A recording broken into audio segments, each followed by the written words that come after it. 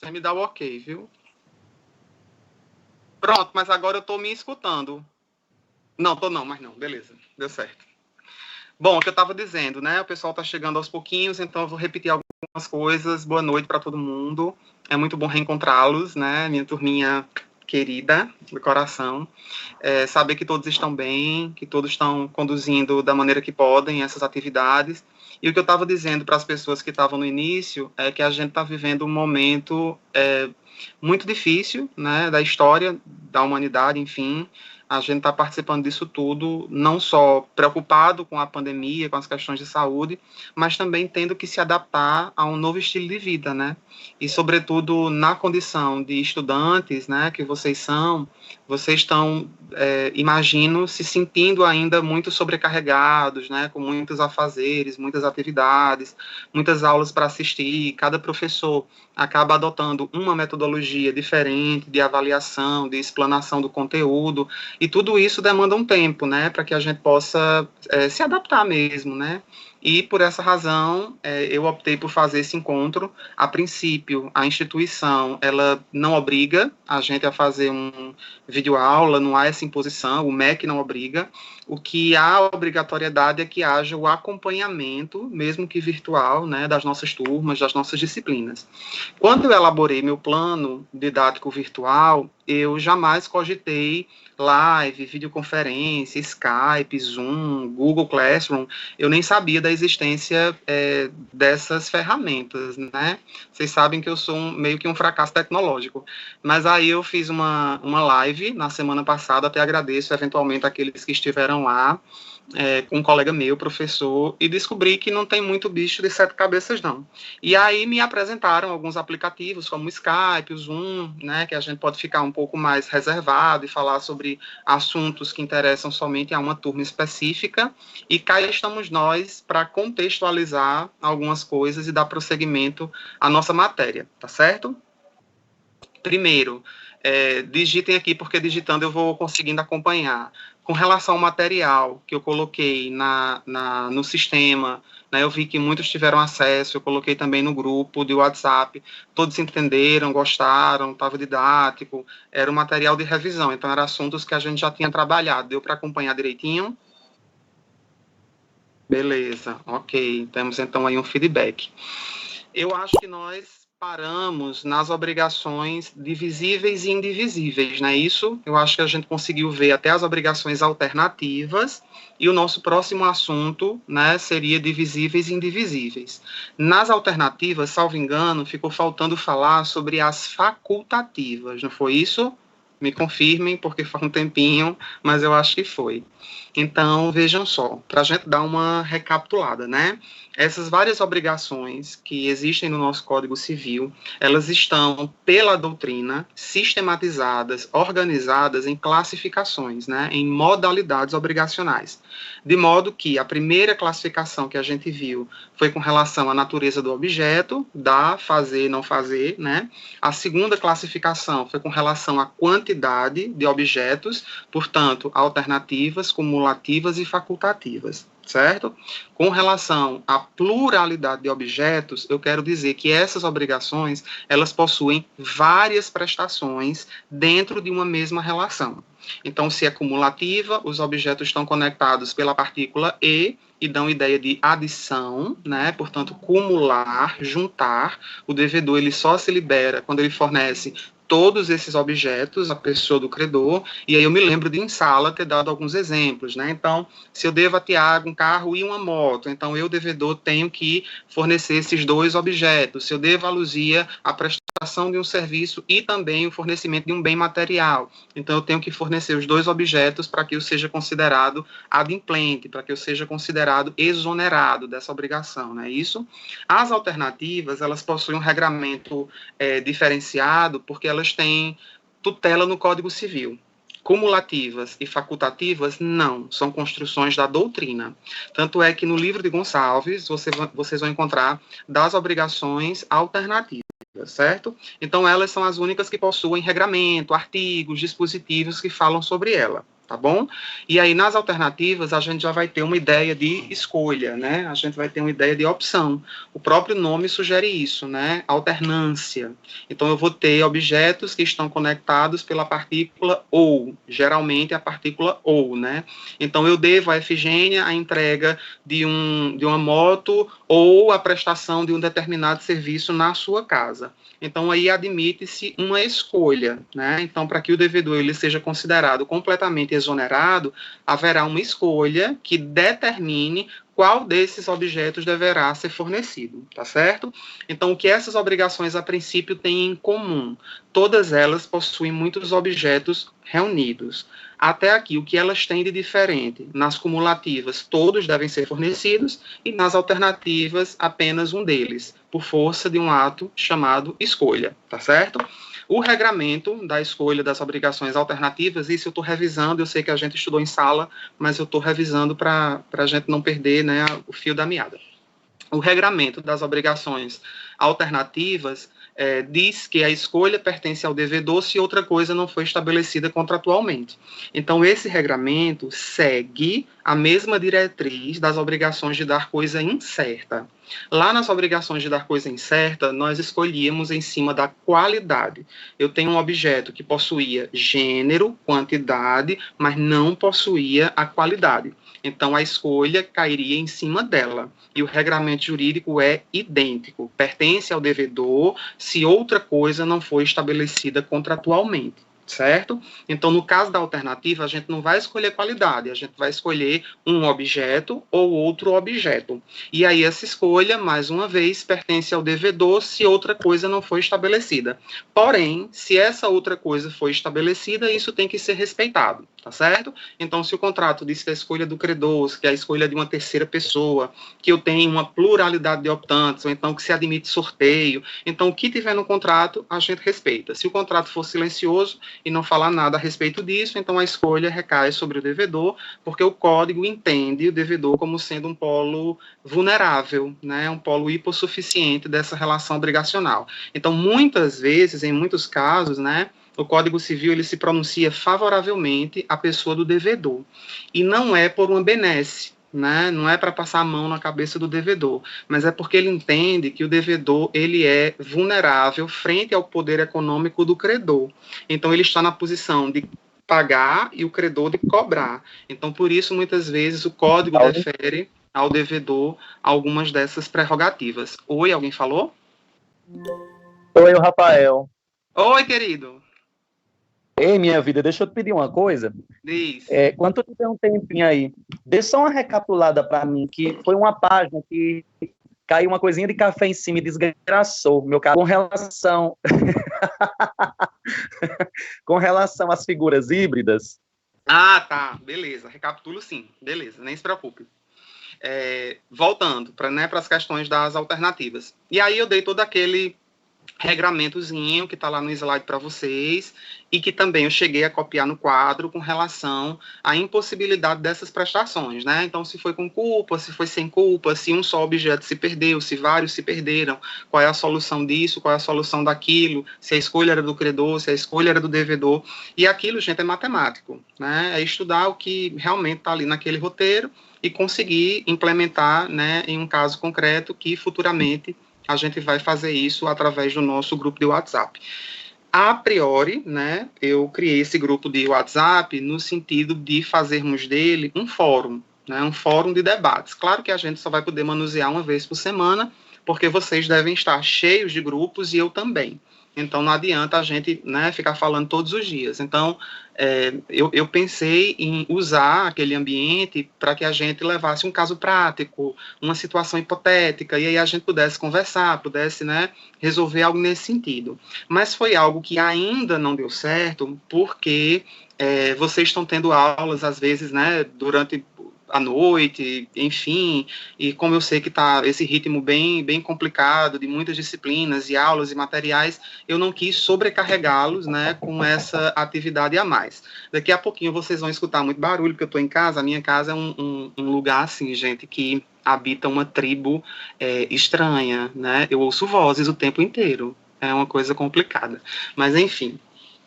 Então, o grupo de WhatsApp ainda não funcionou, né, dessa maneira, mas depois dessa recapitulada, dessa revisão que eu fizer, a gente pode depois colocar lá um caso prático para a gente começar a dialogar. Hoje também eu falarei sobre a nossa avaliação de primeiro estágio, porque já temos conteúdo suficiente para isso, né? A propósito, nós já tínhamos conteúdo suficiente antes dessa pandemia do Covid, né? E agora o conteúdo ele está só aumentando, de modo que eu preciso dar uma organizada.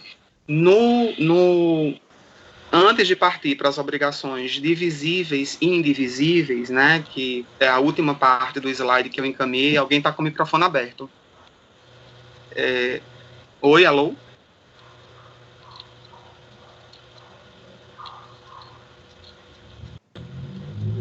Oi? Eu não consigo, porque eu acho que é alguém querendo conversar.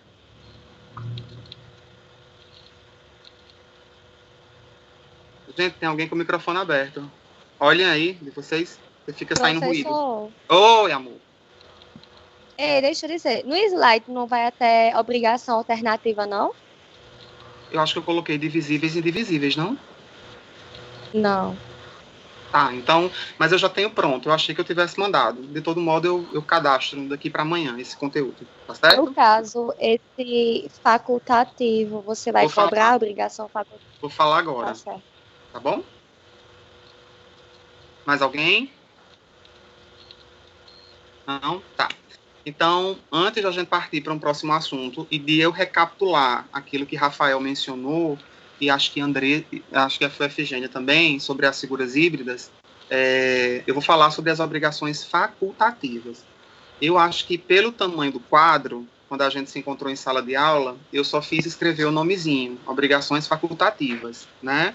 E não tive como conversar com vocês sobre elas.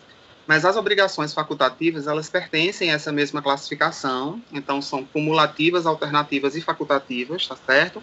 E as facultativas, elas funcionam como sendo uma substituição do objeto principal do contrato por outro objeto que o contrato preveja, certo? Então, é a substituição do objeto originário, do objeto primitivo do contrato, da relação obrigacional, por outro objeto mencionado no próprio contrato. Então, não se trata de escolha, se trata de substituição. E essa substituição, ela é somente do devedor. Certo? Então ela não é do credor, ela não é de uma terceira pessoa, ela é somente do devedor. Então seria um exemplo fazer um contrato de compra e venda com a Efigênia, onde eu tenho a obrigação de entregar a ela um cavalo e aí uma cláusulazinha com a faculdade de substituir o cavalo por R$80.000. Então dinheiro é diferente que cavalo. Né, concordam? Então, se no dia eu não tiver esse bem principal para fornecer a Efigênia, então eu posso oferecer esse outro porque o contrato estabeleceu isso. E a esse tipo de obrigação a gente chama de obrigação facultativa. É uma faculdade de escolha, né, admitida somente ao devedor que, não podendo fornecer ou não querendo fornecer o objeto principal do contrato, poderá substituir esse fornecimento por outro objeto que o contrato mencione. Professor, eu posso substituir esse cavalo por uma outra coisa que não está no contrato? Não, porque, artigo 313, o credor não é obrigado a receber coisa diferente, diversa, ainda que mais valiosa. Então, nesse caso da obrigação facultativa, não é uma afronta ao artigo 313 do Código Civil, até mesmo porque ambos os objetos estão ali colocados no contrato. É só uma maneira de facilitar o pagamento. Então, se eu, credor, percebo que estou negociando com alguém que tem outros bens, com alguém que mexe com outro tipo de atividade, então eu posso permitir que haja esse tipo de cláusula de substituição do objeto principal por outro objeto que esteja mencionado nele. Compreendido? Beleza? Se sim, comentem aqui no chat para não abrirem o microfone. Deu para entender direitinho? Oi? Sim, sim, sim. Ai, que bom. Eu ouvi um amém. Amém. Pronto, então vamos agora recapitular aquelas... vamos recapitular aquelas figuras híbridas, né, lá do início da disciplina, que Rafael pediu, Efigênia pediu também, outras pessoas estão com dificuldade de assimilar. A gente estudou essas figuras híbridas ainda no início, né, da nossa disciplina, e essas figuras, elas são obrigações que misturam características de direito real e direito pessoal, certo? Espera aí, gente, que eu estou tentando mais uma vez me colocar aqui. Não sei. Espera aí. Estou mexendo aqui no negócio, espera aí. Eu tô agoniado que eu não vejo, não me vejo todo. Eu tô achando que a minha cara tá desse tamanho.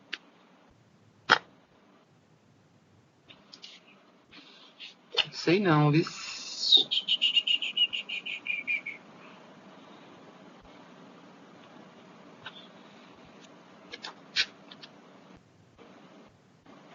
Peraí, só um minutinho. Não. Nesses quadradinhos aqui, ó.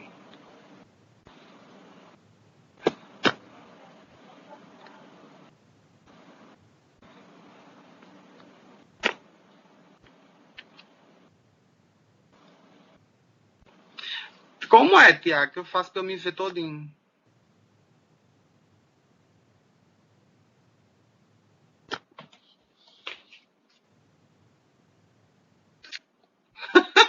Ai, bicho besta. Aqui no computador, tô dizendo.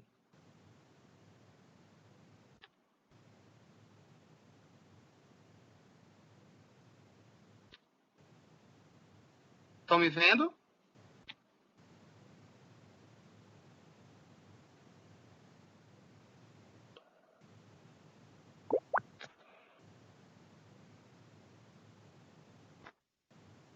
Por quê? Hã? Como é que eu faço?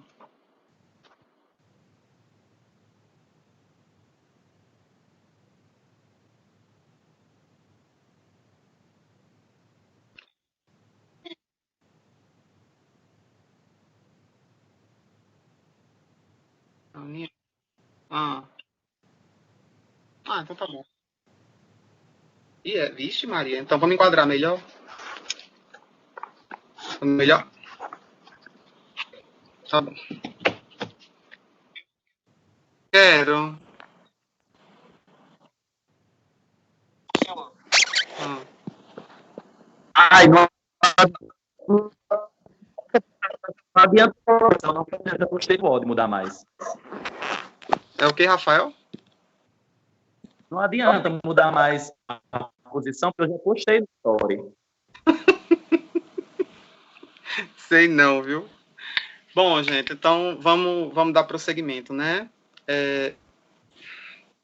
Sim, como tá, né, Tiago? Entendi. Beleza. Pode.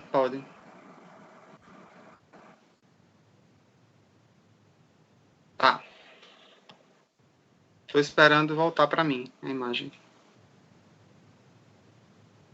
Tá, voltou.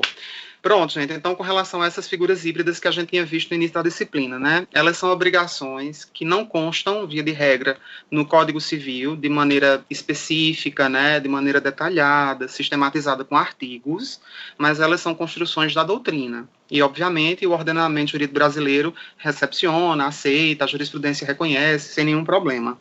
No Código Civil, a gente vai encontrar alguns exemplos, espaços, né, dessas figuras híbridas ao longo, né, de todo o estudo do direito civil. A gente está em direito civil 2. Então, em direito civil 3, em contratos, vocês vão estudar alguma dessas figuras. Lá em direito civil 5, que é o direito de propriedade, vocês vão estudar também essas figuras híbridas, né?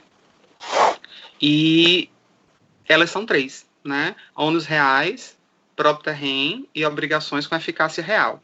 Essas obrigações, elas congregam características de direitos reais e direitos pessoais. Os direitos reais são aqueles que estão ligados à ideia de propriedade. Então, o poder que eu tenho sobre um bem é um direito real. certo? É um direito de propriedade. Os direitos pessoais são aqueles que estão relacionados à ideia de pessoalidade, relação entre pessoas. Então, os direitos obrigacionais, eles são direitos pessoais, porque afetam pessoa a pessoa, tá certo? Então, via de regra é isso, mas tem uma série de características, né, que a gente naquela altura trabalhou. Então, com relação a sujeito, com relação a exercício, né, com relação à temporalidade, etc e tal. De pessoa a pessoa. Não tô de pessoa. Peraí, viu?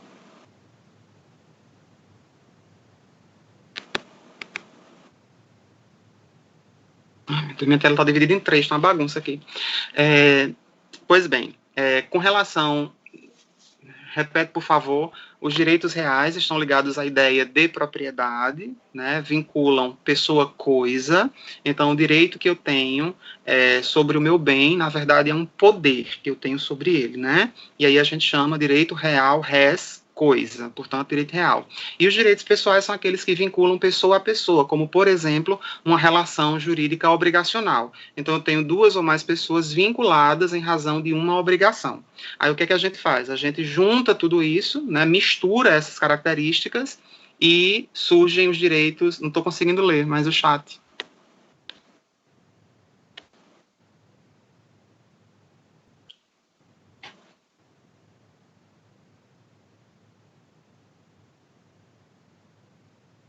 Oxi. Chama de andamento, reunião. Pronto, voltei, tá bom. Não tô conseguindo, gente, vai ser o jeito, quem tiver alguma dúvida, abre o microfone, um por vez, porque eu não tô conseguindo ler o chat. Então, vamos lá, começando pelas obrigações propter rem, né? Propter rem vem do latim, que significa por causa da coisa. Propter, por causa, rem, coisa. Rem vem de res, né? Portanto, coisa. Então, é uma obrigação por causa de uma coisa.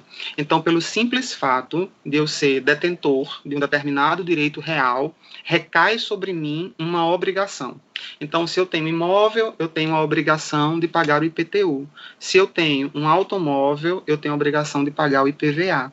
Se eu moro em condomínio, eu tenho determinadas obrigações, né, que caem sobre mim por força dessa relação de condomínio. Então, não mudar a fachada, pagar as taxas, né, do condomínio, zelar pelo ambiente comum, né? Então, tudo isso tem a ver com obrigações propter rem. Então, são obrigações que recaem sobre mim pelo fato de eu ser proprietário de um determinado bem. Os ônus reais são obrigações que limitam o uso e o gozo da propriedade. Então, se a propriedade é minha, eu tenho uso e gozo. Então, eu posso usar esse bem, posso usufruir desse bem, e se esse bem me render alguma coisa, eu posso gozar desses rendimentos. Então, se eu tenho um imóvel, ele é meu. Se eu alugar esse imóvel, os aluguéis também serão meus, né? Mas ocorre a seguinte situação. De repente, eu tenho uma dívida com Luzia, e aí, não podendo pagar essa dívida, eu digo a Luzia, Luzia, você aceita receber por 1 ano os aluguéis do meu imóvel tal, e depois disso a gente encerra essa dívida? Luzia diz, aceito. Então, essa obrigação que eu fiz com Luzia é chamada de ônus real, ou ônus reais. Certo? Porque o bem continua sendo meu, porém, por vontade minha, eu impus uma limitação a ele. Alguns autores chamam isso de gravame. Esse bem, ele possui um gravame, ele possui uma limitação. Então, eu não perco a propriedade, porém, os aluguéis, que são os frutos civis que ele gera, não serão meus em razão de um contrato, de um acordo que eu fiz com Luzia. E, por fim, a gente tem as obrigações com eficácia real, que são aquelas que, sem perder o caráter de direito a uma prestação, transmitem-se a outra pessoa que adquira o bem. Então, mais uma vez, eu tenho um bem em jogo. Mais uma vez, eu tenho uma obrigação, eu tenho uma propriedade em jogo, né? Então, transmite-se a outra pessoa que adquira o bem. O que é que vai ser transmitido? A obrigação. Então, o exemplo mais nítido, né, que a gente tem é do contrato de locação. De repente eu tenho um imóvel, esse imóvel está alocado, né, a uma determinada pessoa, e eu preciso vender esse imóvel, tá certo? E aí, nessa venda, eu coloco uma cláusula de continuidade do contrato de locação. Então, esse novo adquirente, ele vai receber não só o bem, mas ele também vai prosseguir com a obrigação por força dessa cláusula contratual. Pergunta: a próxima pessoa precisa concordar com esse tipo de cláusula? Precisa. Pergunta: a pessoa que habita o imóvel tem direito de preferência? Tem. Só que se essa pessoa não quiser, não tiver interesse, né, em adquirir o bem, eu vou oferecer a outra pessoa. E oferecendo a essa outra pessoa, eu vou colocar essa cláusula com o consentimento dela, né, de que ela dê continuidade ao contrato. Então, sem perder a característica, né, de direito a uma prestação, eu acabei transferindo para o próximo adquirente do bem. Beleza? Deu para entender? Levanta a mão para cima, tira o pé do chão. Se deu para entender, coloca a hashtag Manu Gavassi.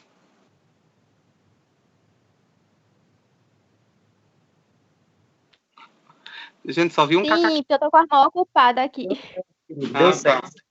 Viu? Deu, né? Tá. Ok. Não deu certo. Paulina, Oi.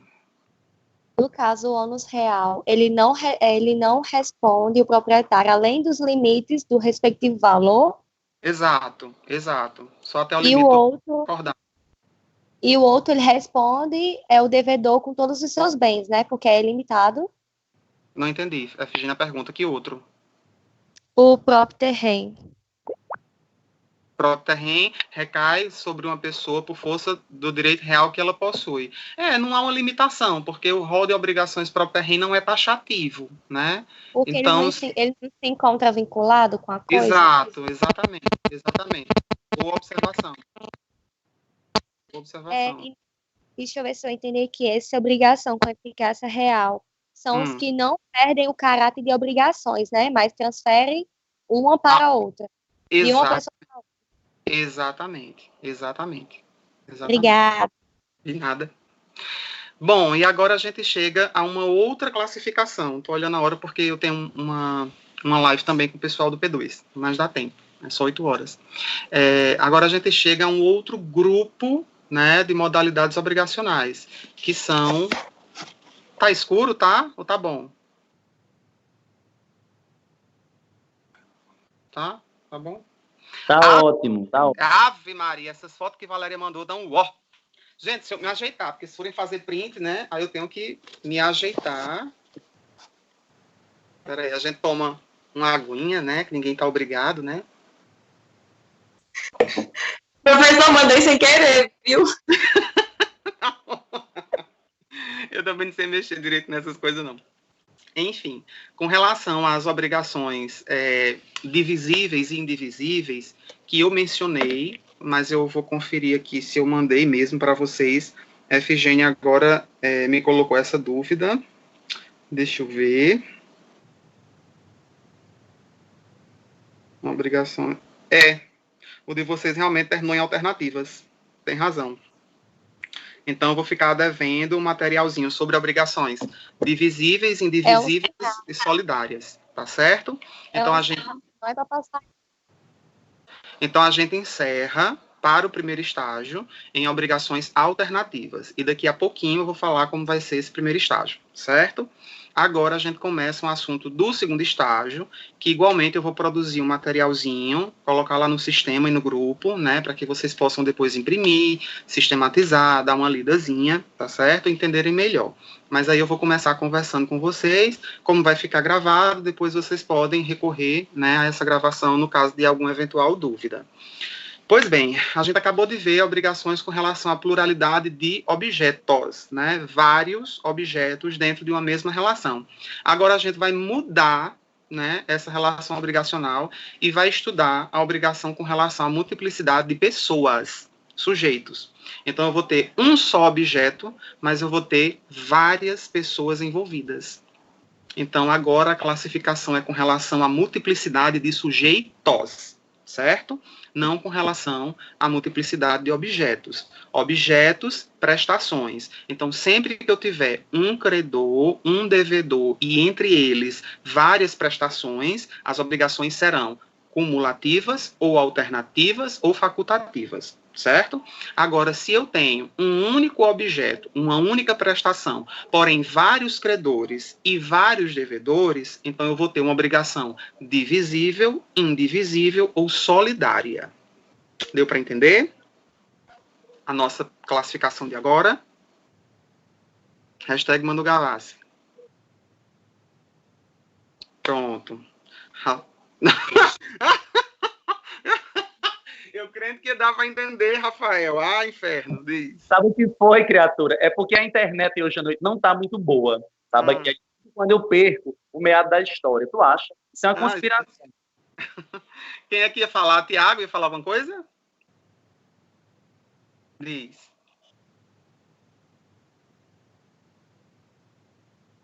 Oi?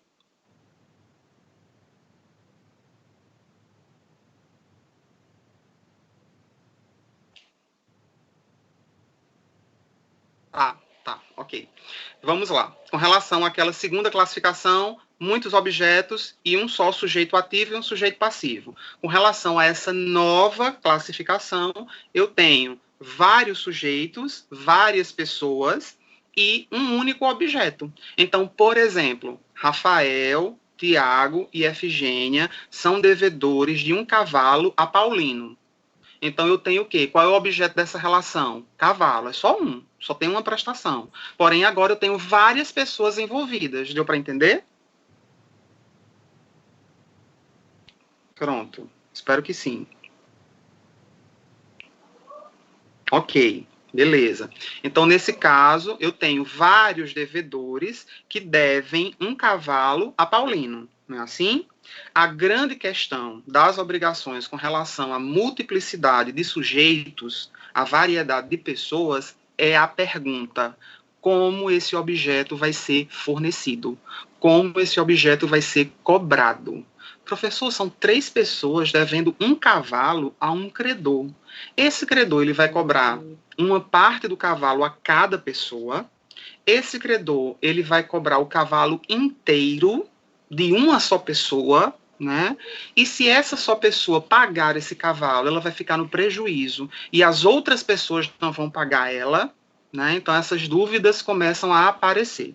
Por essa razão, o Código Civil estabelece a tutela das obrigações divisíveis, indivisíveis e solidárias.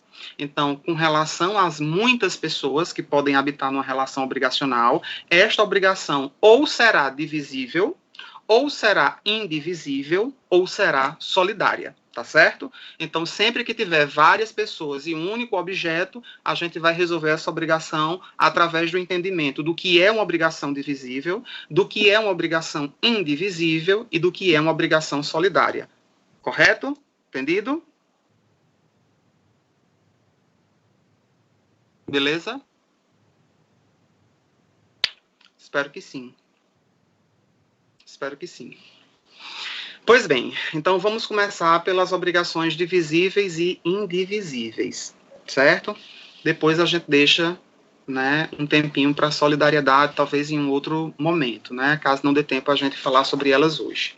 Com relação às obrigações divisíveis e indivisíveis, nós temos uma regra geral que vem do latim, e vocês não precisam decorar isso, certo? Vai estar gravado aqui, tem no livro de Gonçalves também, tá certo? Mas só para que vocês entendam de onde tudo começou. Então, a regra geral é o concurso partes fint. Concurso partes fint. Isso significa o quê, professor? As partes... Espero que não seja um brocar. As partes se satisfazem pelo concurso, pela divisão, pelo rateio. E o que é que isso quer dizer? Que, em regra, toda obrigação é divisível. Agora, quando em direito eu coloco o nome regra, é porque na sequência vem exceção, né? Então, toda obrigação é divisível, exceto as indivisíveis, porque não podem ser partidas, fracionadas, fragmentadas, em razão da natureza do seu objeto, e as solidárias, porque geralmente são estabelecidas em lei, né? Ou estabelecidas em lei ou postas no contrato pela vontade expressa das partes. Então, em regra, as obrigações elas são divisíveis, mas excepcionalmente elas também podem ser indivisíveis e solidárias. Eu digo que em regra, eu não, né? Os autores dizem que em regra elas são divisíveis porque nos parece mais justo, né? Que já é para o segundo estágio, certo? Eu digo que elas, a divisibilidade aparece como uma regra porque ela parece ser mais justa, né, do que as outras obrigações. Mais justa no sentido de que, tendo várias pessoas, álcool em gel para vocês também, todos, tendo várias pessoas, nos parece mais justo que cada pessoa responda pela sua parte, né, que cada pessoa responda pela sua fração. Então, se Tiago, Rafael e Luzia chegaram para mim, pediram um empréstimo no valor de 300 mil reais, tá certo? Porque eles querem ampliar um negócio, ou eles querem construir um negócio, né? E aí estabelecemos esse contrato, sem nenhum tipo de cláusula de reserva. Então, o fato de Rafael me entregar 100, Efigênia me entregar 100 e Luzia me entregar 100, deixa de ser 300? Não. Então, essa obrigação que eu estou citando, ela é divisível, porque o fracionamento, a divisão do bem, não altera o seu conteúdo, não altera o seu valor, não altera o seu potencial de mercado e nem traz prejuízo para o credor. A mesma coisa seria se eu tivesse objetos múltiplos. Então, Tiago, Rafael e Luzia me devem 3 cavalos. O fato de cada um me entregar um também não compromete o resultado dessa obrigação. Então, nesse caso, tendo objetos múltiplos, eu também posso considerar essa obrigação como divisível. Em regra, a doutrina, as questões de internet, questões de concurso, né, sempre vão levar em consideração como divisíveis obrigações em dinheiro, né? Então, dinheiro, por natureza, ele é divisível. O fato de eu repartir uma quantia em dinheiro não altera o seu resultado final. O fato de eu receber 10 reais de 3 pessoas não altera o final ser 30 reais. O fato de eu receber 100 reais de cada pessoa não altera o fato de, ao final, ser 300 reais. Então, não necessariamente eu preciso receber por inteiro para que aquela obrigação ela tenha validade e ela produza os efeitos almejados pelas partes. Então, se o contrato não disser nada sobre esse empréstimo que eu fiz com os meninos, então esse contrato será divisível, ok?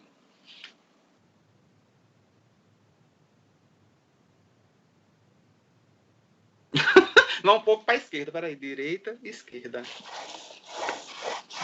Espera.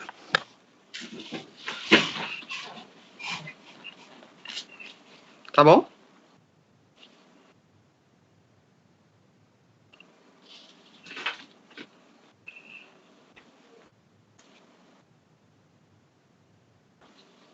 Tá bom agora?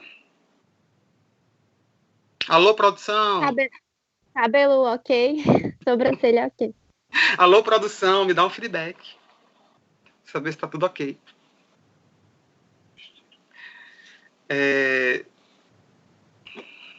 Gente, vamos lá.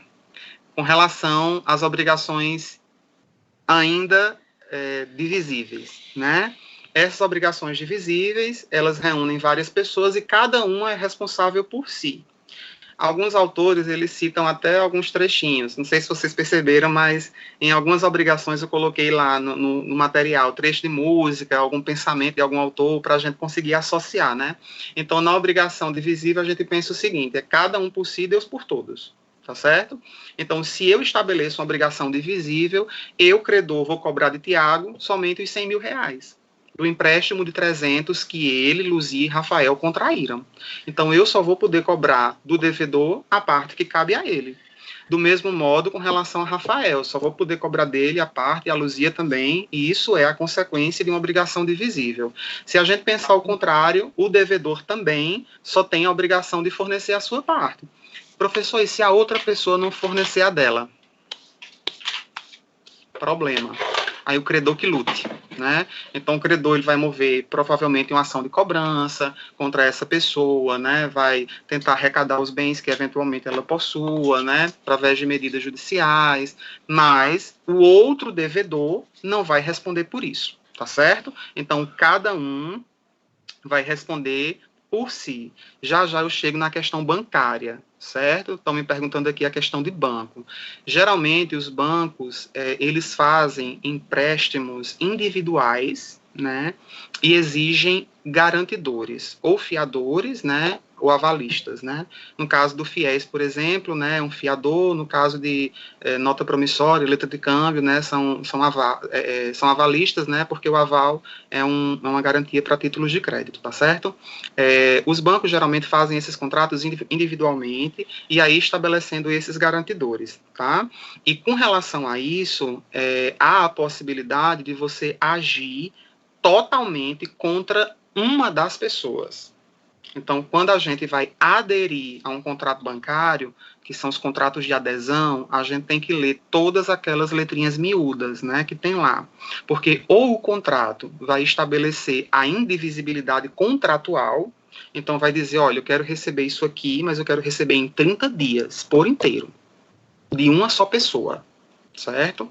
Ou o contrato pode estabelecer um garantidor, e aí, se o devedor principal não pagar, a instituição pode acionar esse avalista ou esse fiador, a depender da modalidade do contrato que tenha sido assumida, certo? Ou o banco pode instituir uma obrigação solidária, como no caso do crédito amigo, que aí uma só pessoa vai responder em nome das demais, tá certo? Eu só disse isso para tentar justificar essa questão bancária que alguém perguntou aqui, tá certo? Mas a gente vai chegar nessas questões um pouco mais adiante. Oi. Então quer dizer que o exemplo do empréstimo que é financiado ao amigo diz respeito a uma obrigação divisível? Solidária. É uma obrigação. Já entra em um próximo conteúdo. Por quê? Embora o objeto seja dinheiro, e esse objeto seja divisível, ou seja, se 5 pessoas, 5 amigos, né, ou inimigos, se 5 pessoas contraem um crédito amigo no valor de R$5.000, o fato de cada pessoa pagar R$1.000 à instituição não deixa de ser 5.000. Só que a instituição não quer receber dessa forma. Por isso que o banco estabelece a modalidade solidária, porque ela quer receber o montante integralmente de qualquer uma das pessoas. E quando as pessoas assinam esse contrato, elas já devem saber dessa consequência, né? Qualquer um pode ser cobrado dessa maneira. Paulinho. Eu imaginei que você mexer com dinheiro também entrasse, né, como obrigação divisível. Então, nesse caso do crédito amigo,